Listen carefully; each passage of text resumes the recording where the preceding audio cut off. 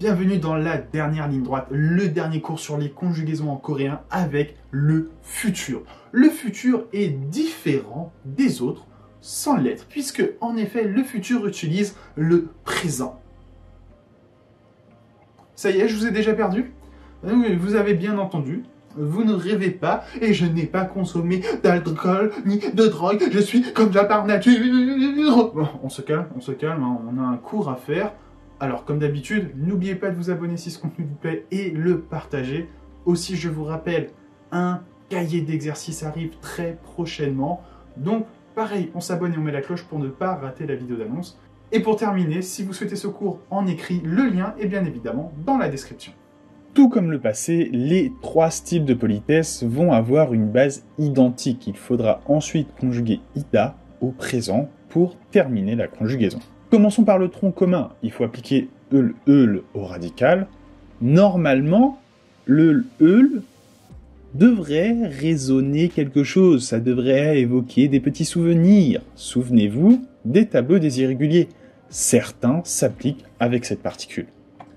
Généralement, vous appliquez l'eul s'il n'y a pas de patime, vous appliquez eul s'il y en a une. Encore une fois, attention aux irréguliers. Il faudra ensuite appliquer koida et le conjuguer au présent. Koida est composé de kot, qui veut dire chose, et ida. Ida, c'est un auxiliaire en gros, c'est ni un verbe ni un adjectif, il a plusieurs utilités.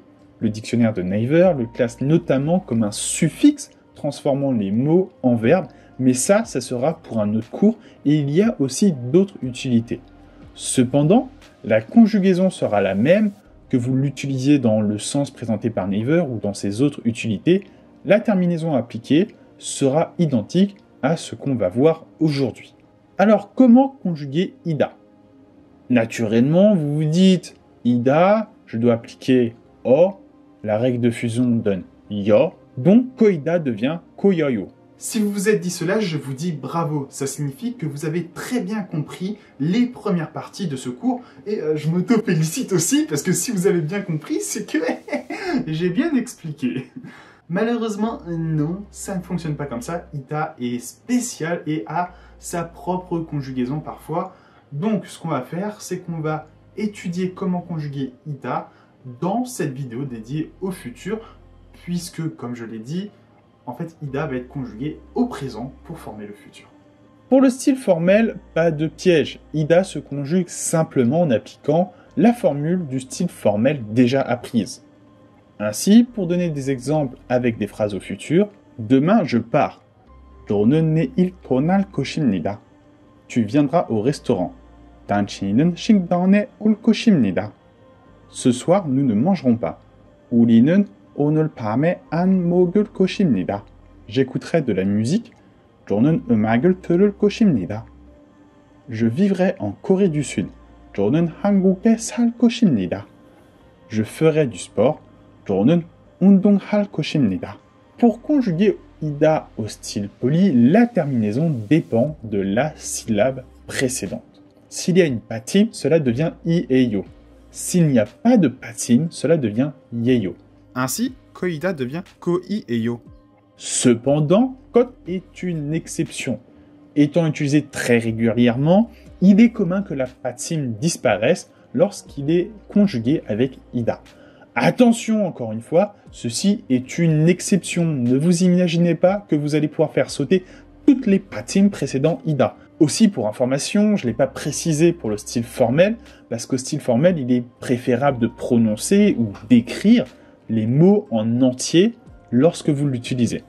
Ainsi, koida peut devenir koieyo ou koyeyo. Demain, je pars. 저는 내일 떠날 것이에요. Tu viendras au restaurant. 너는 식당에 올 것이에요. Ce soir, nous ne mangerons pas. 우리는 오늘 밤에 안 먹을 거예요. J'écouterai de la musique. 저는 음악을 들을 것이에요. Je vivrai en Corée du Sud. 저는 한국에 살 거예요. Je ferai du sport. 저는 운동할 거예요. Pour le style courant, on ne passe pas par 4 chemins. Il suffit d'appliquer ya. Koida devient donc koya. Demain je pars. 나는 내일 떠날 거야. tu viendras au restaurant. 너는 식당에 올 거야. Ce soir, nous ne mangerons pas. 우리는 오늘 밤에 안 먹을 거야. J'écouterai de la musique. 나는 음악을 들을 거야. Je vivrai en Corée du Sud. 나는 한국에 살 거야. Je ferai du sport. 나는 운동할 거야. Vous avez vu, je vous l'avais dit, le futur n'est pas forcément très compliqué. Je vous rappelle aussi, si vous voulez vous tester, il y a un lien dans la description vous permettant de vous défier et surtout de vous autocorriger dans votre pratique de la conjugaison au passé, au présent ou au futur de verbes et d'adjectifs coréens. Je vous remercie beaucoup de m'avoir suivi pour ce cours sur la conjugaison, les conjugaisons simples, passé, présent, futur en coréen, avec aussi des irréguliers. J'espère vraiment que cela vous a plu. Ça a été assez long à faire pour moi. Je sais que ça plaît pas forcément, il y a eu des petits désabonnements sur les vidéos, mais bon, c'est pas grave, moi c'est du contenu qui m'intéresse. Merci à vous de m'avoir suivi et je vous dis à très bientôt.